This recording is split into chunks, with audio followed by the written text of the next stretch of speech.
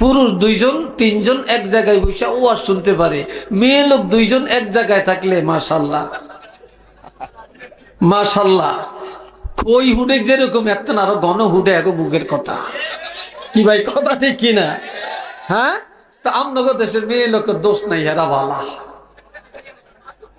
হ্যাঁ, এরা অনেক ভালো।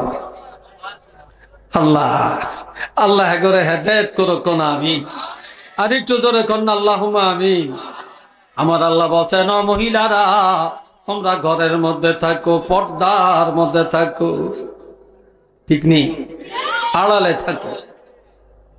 ওয়ালা তাবাররাজনা, ঘরের বাইরে, পর্দার বাইরে, আড়ালের বাইরে যাও না, যাও না। তবে যাওয়া আমি আল্লাহ নিষেধ করি না, যাইতে পারবা। তাবাররুজাল জাহিলিয়াতিল উলা, তোমরা জাহিলি যুগের মেয়েদের মতো, বর্বর যুগের মেয়েদের মতো, ইহুদি নাসারার মতো তোমরা রাস্তাঘাটে চলাচল করিও না। যদি যেতে হয় তাহলে ইমানদার মুসলমানি রূপ রং নিয়ে যাইতে আমি আল্লাহ বাধা দেই না। ঘরে থাকিয়া কি করবা?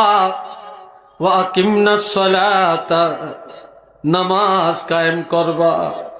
ওয়া আতিনাজ যাকাতা, যাকাতের উপযুক্ত হলে বছরে একবার যাকাত দিবা। ওয়া আতিনাল্লাহ, আল্লাহর বিধানগুলো মেনে চলবা। ওয়া রাসূলা, রাসূলের তরিকায় আল্লাহর আইন মেনে চলবা।